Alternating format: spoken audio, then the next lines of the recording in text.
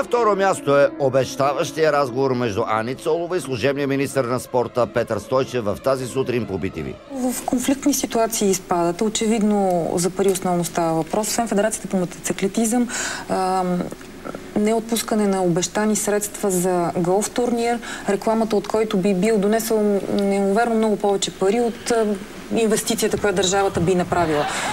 Няколко изречения по тази тема. Не ви разбрах какво означава обещани пари. Едни държавни пари, за които вие говорихте от самото начало, няма как да се обещават на честна дума. Държавно обещание означава подпис. Не е ли така? Има ли го този подпис? Кой ги обещал тия пари? Не знам. Къде ги обещал? На кого да ги даде? Не е ли нормално да се инвестира в подобни... В кое да се инвестира? Подобни мероприятия? Със сигурност е нормално, да. Но тези пари, доколкото разбирам, не са за инвестиция. Тези пари са за организиране на един турнир. Значи за една седмица тези пари ще изчезнат с организацията. Къде е инвестицията тук в случая? Инвестиция, организация, важното е, че парите се харчат, но дали ще има възвръщаемост? Възвръщаемост за реклама, туризъм и така нататък. Това може да го гадаем, ако вие може да прогнозирате какво ще се случи в бъдеще. Аз казвам, че ние помагаме на спорта, което е в нашите възможности. Сумата от 5 милиона и 100 хиляди, която се иска от голфа, Министерството на спорта не може да осигури. Може би някое друго държавно обещание стои за тази сума. Ще го наричате обещание. Вие казахте, че някой ги е обещал. Не съм казвала такова нещо, но... Не е сигурно. Ще да знам кой на кого е обещавал. Ани, ние знаем от вас, че го казахте. В конфликтни ситуации изпадате. Очевидно за пари основно става въпрос. Освен Федерацията по мотоциклетизъм, неотпускане на обещани средства за голф турнир. Хубава работа. Ани Цолова първо го каза. Неотпускане на обещани средства за голф турнир. После се съгласи. Държавно обещание означава подпис. Не е ли така? Сетне каза, че не знае. Кой ги обещал тия пари? Не знам. А накрая отрече да го е казва. Може би някое друго държавно обещание стои за тази сума. Ще го наричате обещание. Вие казахте, че някой ги е обещал. Не съм казвала такова нещо. Петър Стойчев е преплувал морете и океани, но видя зор със сината на Ани Цолова.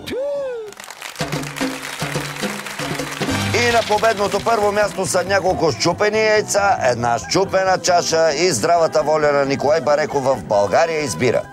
Разберете, хвърлянето на яйца срещу политици е отношение, то е факт. Но вие вече го направихте. Не хвърляйте повече. Не хвърляйте, ама народа го е казал. Казана дума, хвърлен камък. В случая яйце. И сега беше момента кандидат-депутат от ГЕРБ Доброслав Димитров да си сложи каска. Но ви, господин Димитров, не го направи, а се довери на Бареков да овладее положението.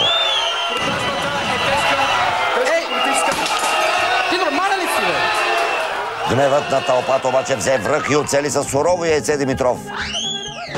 Той пък от своя страна прехвърли чашата към водещия.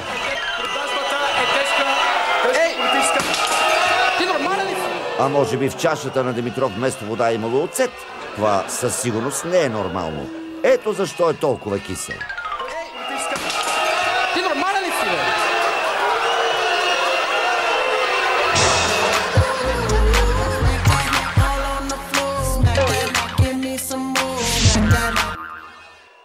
Яйчената атака се оказа недостатъчна. Затова вечният протестиращ Йоло Дедев пробва да довърши кандидат-депутата и го тупна по главата със своята бунтовна табелка.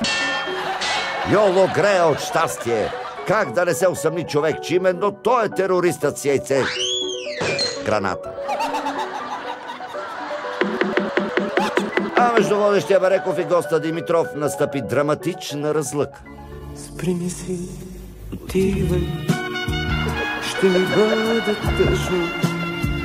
Не си отивай, ще ми бъде тъжно.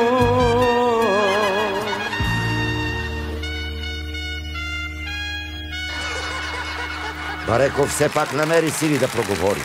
Колеги, дайте запис от тази случка. Имате ли го записал на камерата да го излъчим тук да го видят хората от площада? С целия ресурс на CNN оказа се, че такъв запис няма.